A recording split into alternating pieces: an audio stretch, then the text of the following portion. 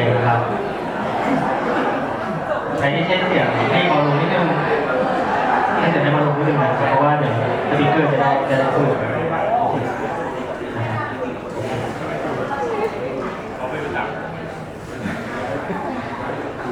Our next speaker is Arya Session5, an AI engineer and creator of the Dog YouTube channel, currently working remotely from Session5. Please welcome him.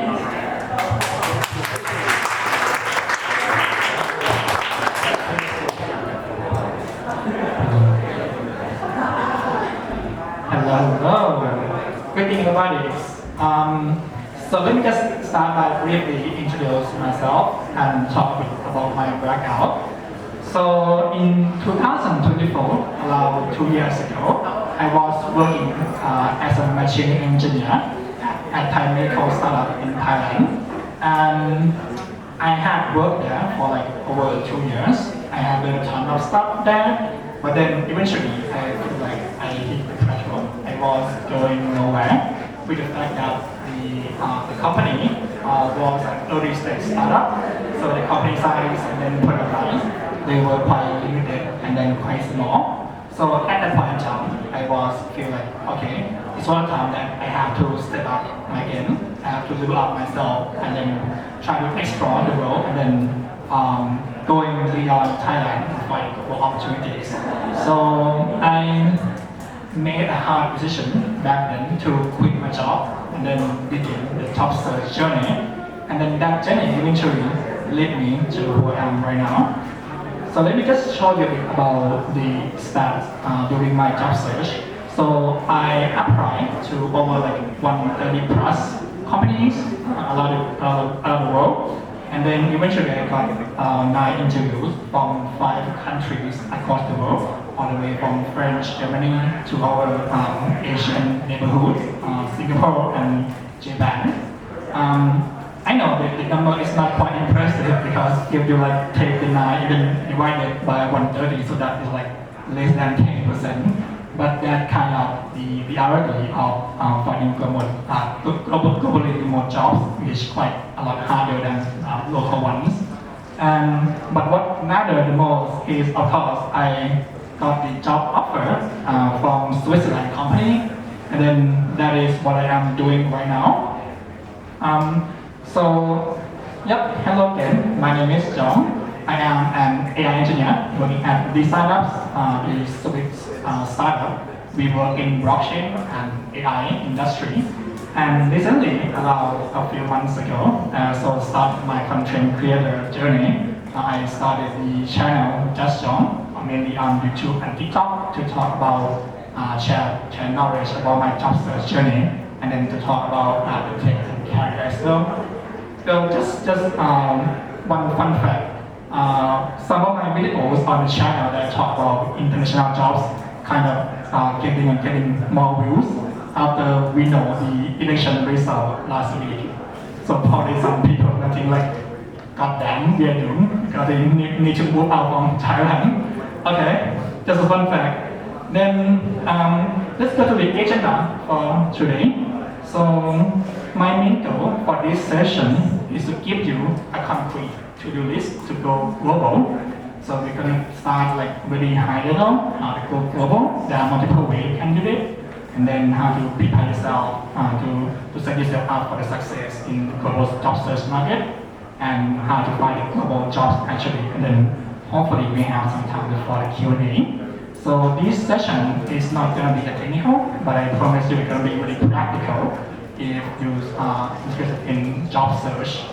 And like you can see today, we have many amazing speakers from all the world. So if you're interested in becoming one or follow the path, so this session is going to be for you.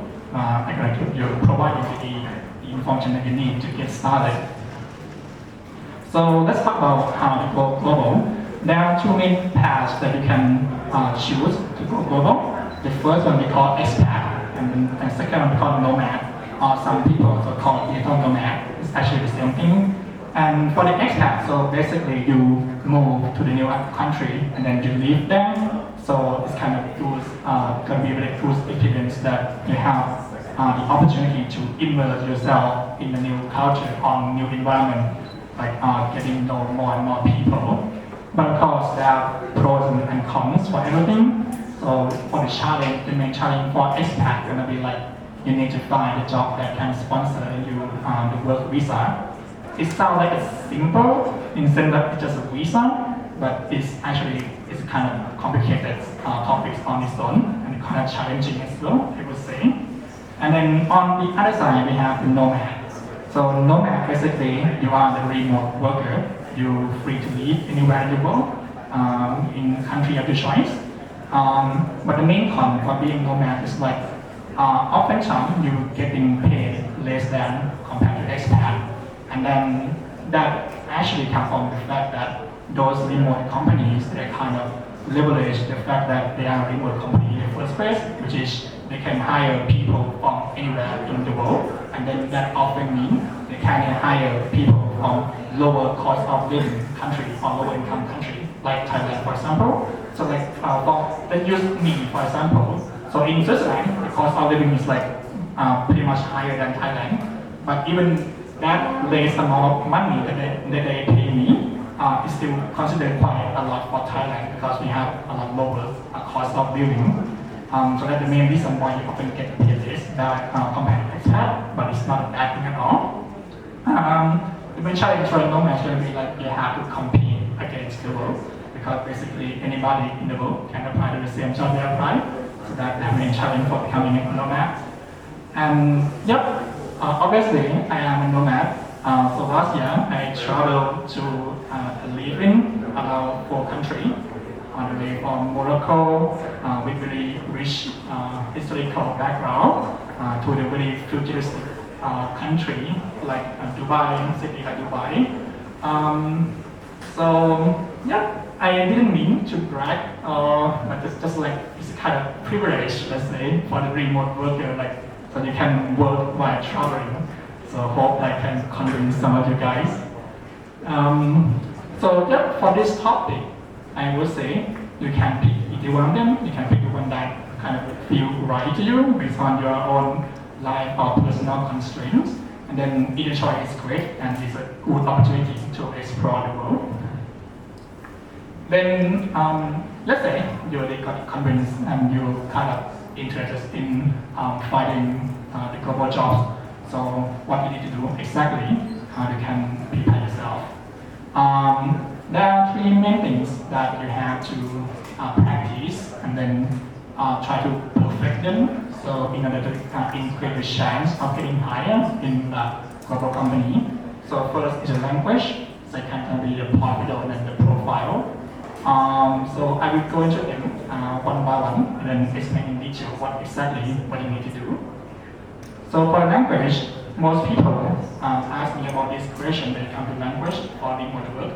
So like, how good is good enough when it comes to English, right? To work with a foreign company, to work with those completely non-Thai people in the company. So luckily, I would say, most companies, from my own experience, they didn't ask for the English test score.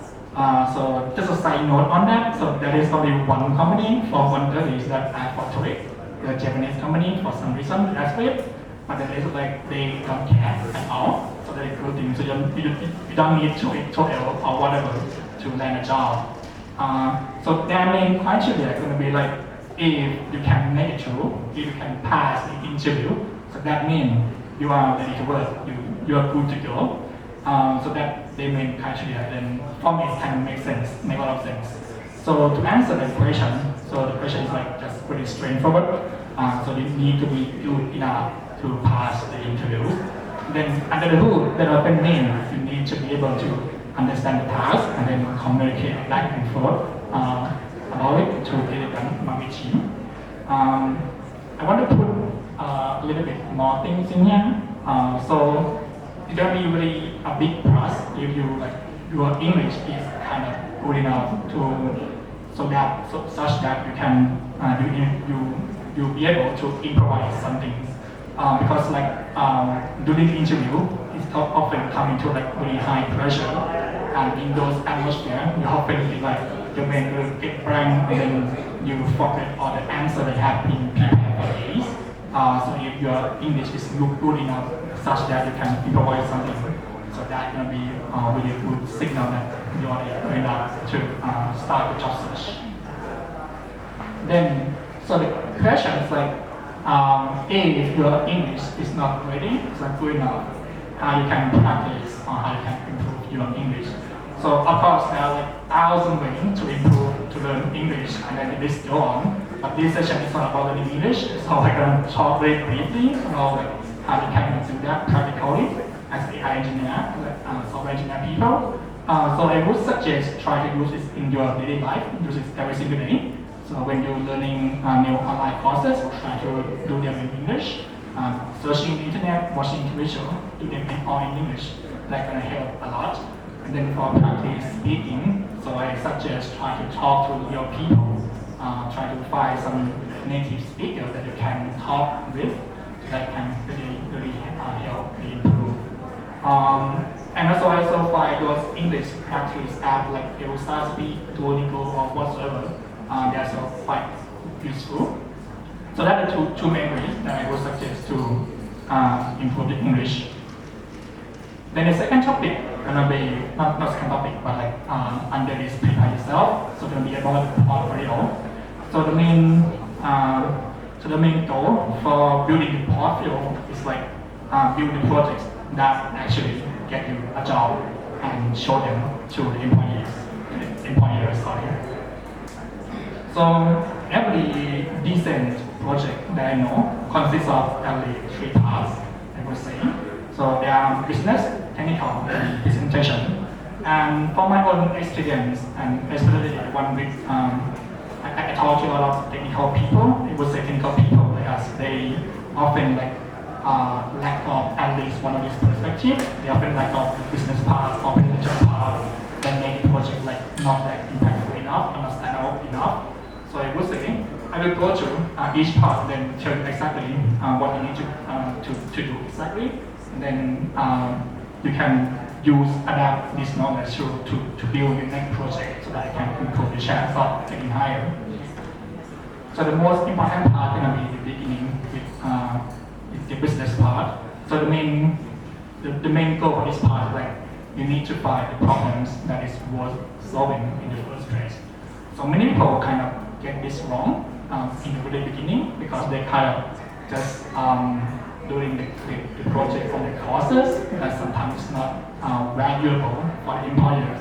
So if you do like a to-do list app or do some data analysis on Titanic data set, let's say, that is very generic and employers, they don't care about those because like there are thousands of people out there that have the same project as yours, so it's not going to be stand out enough. So there are 2 main ways, two best way that you can come up with a problem that was solving. So the best one, I would suggest to find the real world problem. So basically in a business term, we call it pain point. So try to find the real pain point in the world and then build a solution for it and ship it. So many people kind of underestimate the value of being able to ship the product or to personalize the product. Some people they get like, okay, they would like to build a very highly scalable solution or whatever, but in the end they never ship it.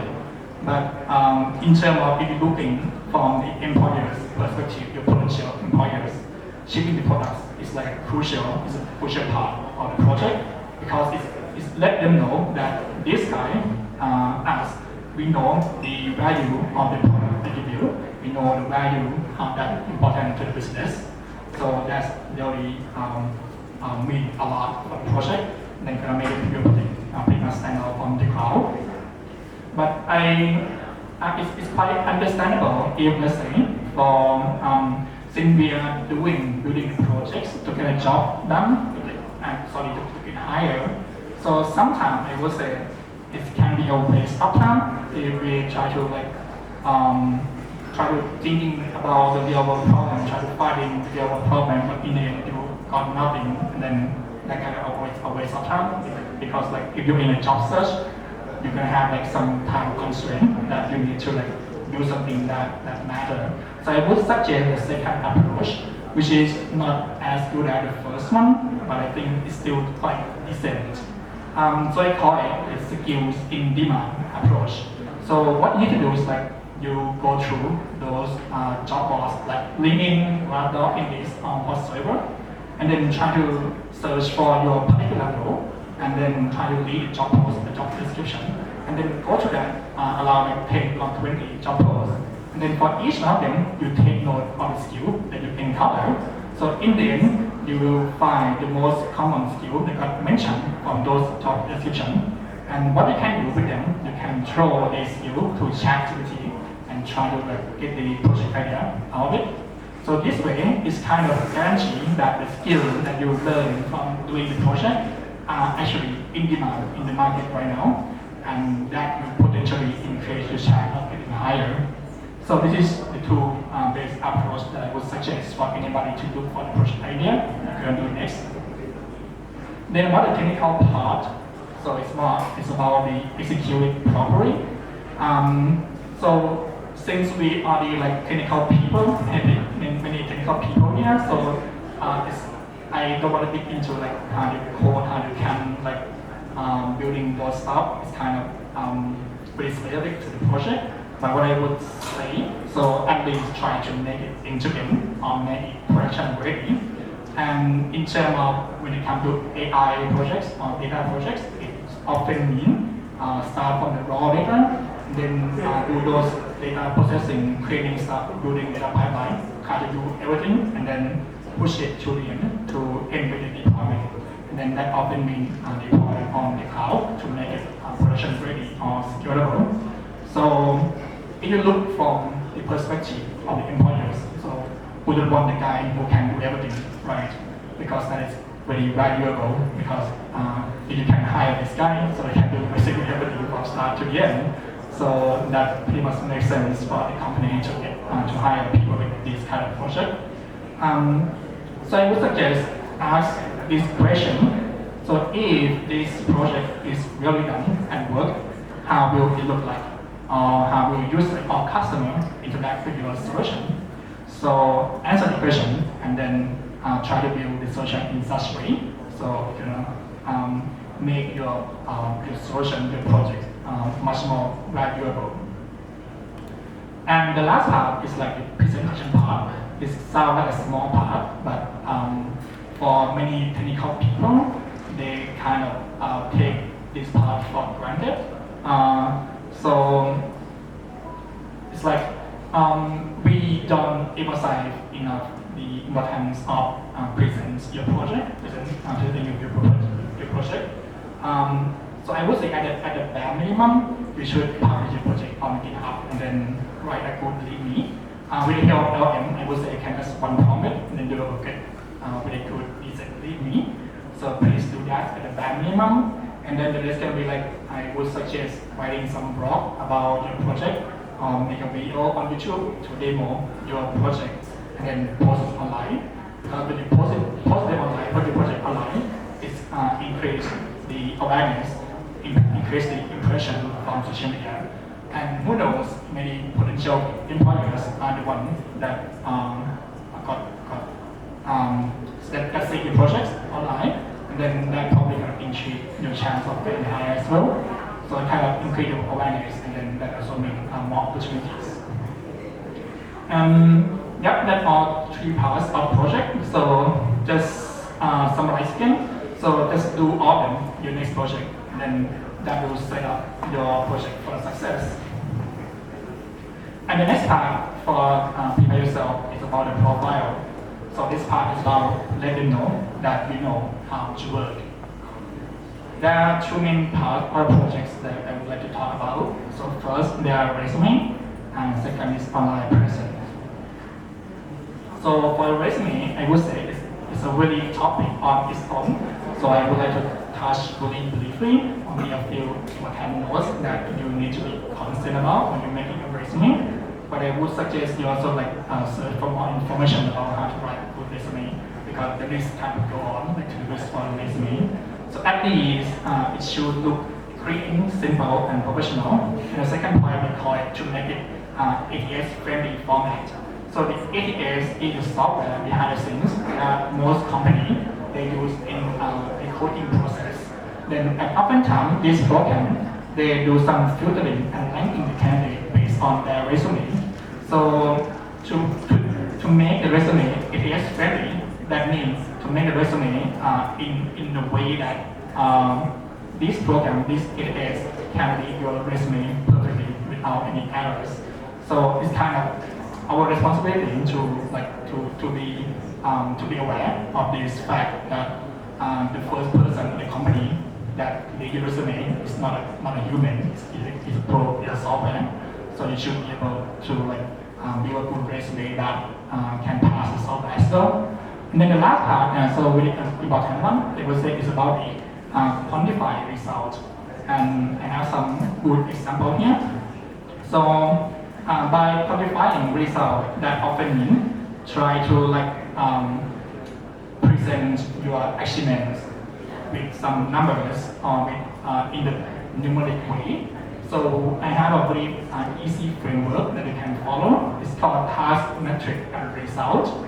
So for every achievement, so every bullet point that you put in your resume, if you can make it follow this pattern, this framework, your resume can look pretty much decent and brilliant. So instead of writing that, okay, I have optimized the ML department pipeline, so you should write it instead in this way.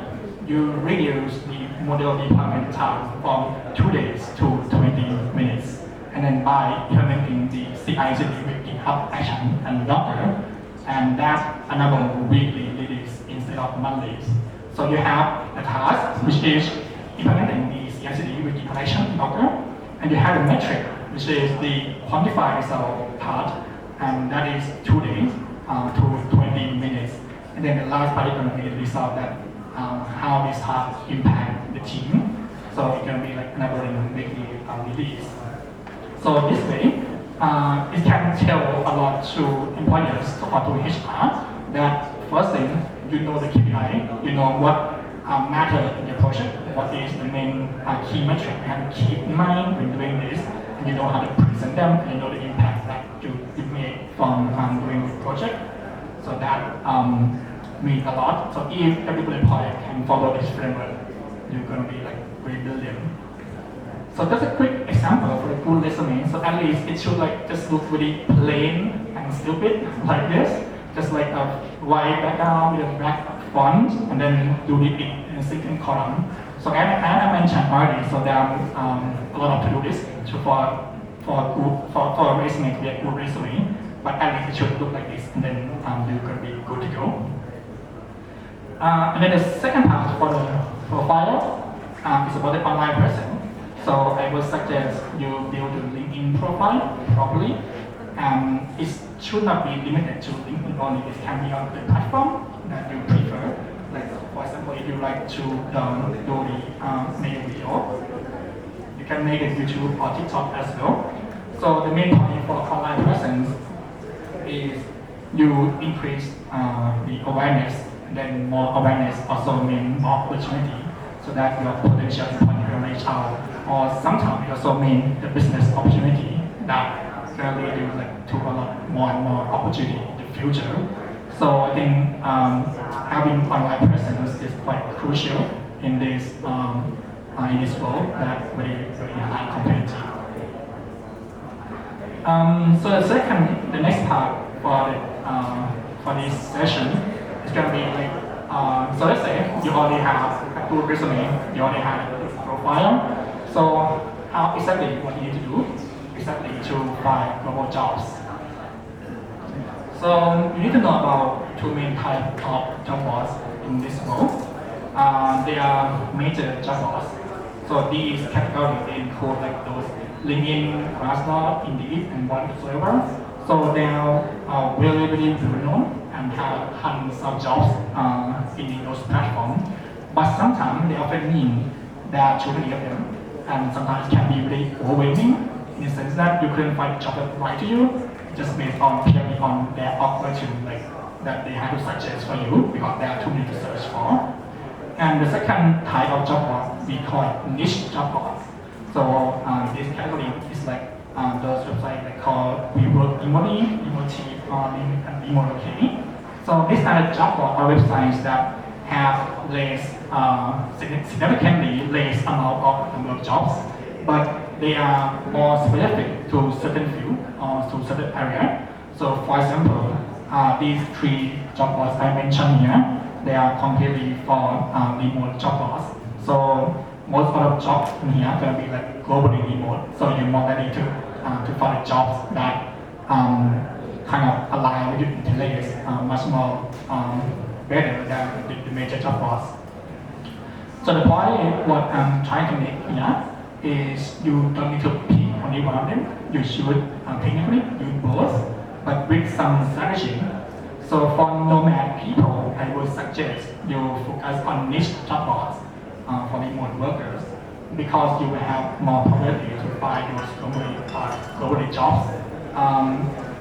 Because like on those LinkedIn and Glassdoor, they don't have many of them, don't have many of like globally remote jobs. From my own experience, like only a few of them, really low.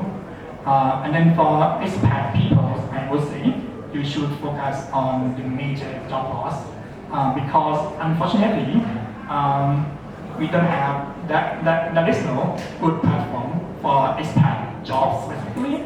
I think there are a few of them that I can cover, but I would say like there are only like a few jobs listed on the website, so it's not even worth investing your time looking into them. So that kind of unfortunate, but for expat, you should focus on the major job board and then filter to try to focus your effort into only countries with the highest visa sponsoring possibility. In this sense, you're likely to find more jobs that ready to sponsor visa for you.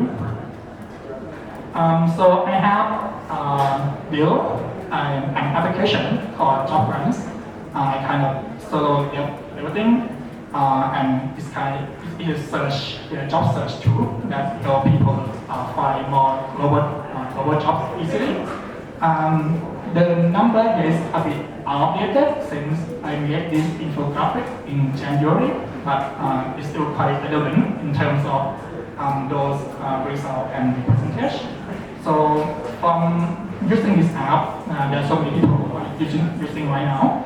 So we have already analyzed, job banks already analyzed over 18,000 job posts across many job boards like LinkedIn, Glassdoor, Indeed. And out of that 18,000, there are over 1,300 visa jobs filed, and that come from across 40 countries around the world. And from the start here, I did some data analysis, and then I come up with the top 10 countries by the visa scholarship percentage. So if you are the expat people, you want to find a job that you can relocate yourself into the new country, I would suggest you put most of your effort into looking into like these top 5 countries. The first two by far are New Zealand and Japan. They are open to accept a lot of international candidates. So you are pretty much likely to find the visa job very easily with these two countries. And then in the third place we have Singapore, which is also quite significant. So we have like 12.7% that sponsor the visa. And the fourth place going to be the UAE or Dubai, and the fifth going to be Germany. They're so quite sponsored quite a lot. So if you're interested in like in European country, I would say focus on Germany and Poland, and also for my work experience in France, going to be a very good chance that you find a remote job. Sorry, not remote job, but visa jobs. And then if you're interested in more like the Asian country, so Singapore and Japan are the countries to go. Yep, that kind of everything. Unfortunately, I have only 1 minute left, so that is quite not enough for the Q&A, so sorry for that. But I will be allowed, and then you can talk to me. Of course, I will sit somewhere around those areas. So, yep, that's it for my session. Thank you very much, and thank you for having me.